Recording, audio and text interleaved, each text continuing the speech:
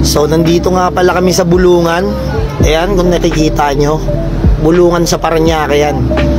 So night market to. Sa mga di pa nakakaalam, sa Parañaque lang to. Sobrang mura ng mga paninda dito. Ang start pala na ito alas 12 ng gabi. Madaling araw, no? So ayan, tingnan nyo naman yung alimango dyan, no? 150 isang tumpok. Pero gagalingan nyo na lang sa pagpili kasi yung iba dyan magaan. Patay na yung alimango na yan, ha? Yung iba dyan magaan, yung iba mabigat. So gagalingan nyo lang sa pagpili. Pero sobrang sulit na yan. Tingnan nyo yung binili namin, no? 8 pieces, halagang 150 pesos. Sabihin mo nang merong magaan na 3, tapos yung 5 mabibigat. Solid na rin. Saan ka makakabili ng 150 pesos na alimango?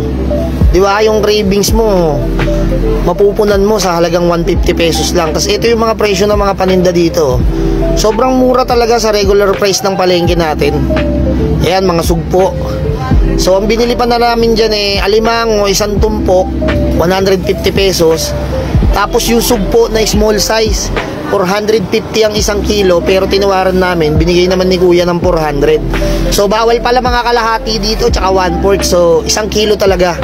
Tapos kapag bumili ka ng mga isda, pusit, as is na siya. Hindi siya lilinisan, hindi siya kakaliskisan, bibigay sa'yo buo talaga. So dito nga pala sa Bulungan, puro seafoods lang to. Wala kang makikitang karni dito ng baboy, tsaka ng baka. Manok meron, pero mangilan-ngilan lang sa labas. Pero more on seafoods talaga siya. Tapos tingnan nyo kung gaano kalaki to. Parang barakuda, oh. Nanliit yung kamay ko, di ba? Kasi yan, yellowfin tuna. Basta sobrang mura dito. Yung tahong dito, 100 lang, isang lata. Tumitimbang siya ng 2 kilo. Mga ganon. O kaya 2 kilo mahigit. Depende. Basta isang lata siya. Yun yung bigayan nila dito. Tapos depende rin sa oras. Minsan nagiging 80 yun. Kapag gusto nilang umuwi, pamimigay na nila yun. So dito nga pala ako namimili tuwing may okasyon sa amin. Birthday ko, birthday ng anak ko, birthday ng asawa ko, ano man. Dito ako bumibili. So kahit hapit na hapit ka sa pera, magmumukhang special yung okasyon nyo. Kasi nga seafoods yung mga nakahanda sa pagkainan nyo. Pero di nila alam magkano nyo lang binili yun. Maganda mamili kayo dito kung meron kayong rep, tapos isang bagsakan, bibili kayo yung maramihan na, salpak nyo sa rep nyo. Sobrang sulit nun. Kasi kami wala kaming rep kaya napunta kami dito minsan lang, tapos bibili kami, hindi rin ganun karami. Pasok na pasok din to kung nagnenegosyo ka. Ito nga pala yung sinasabi kong binili namin na sugpo.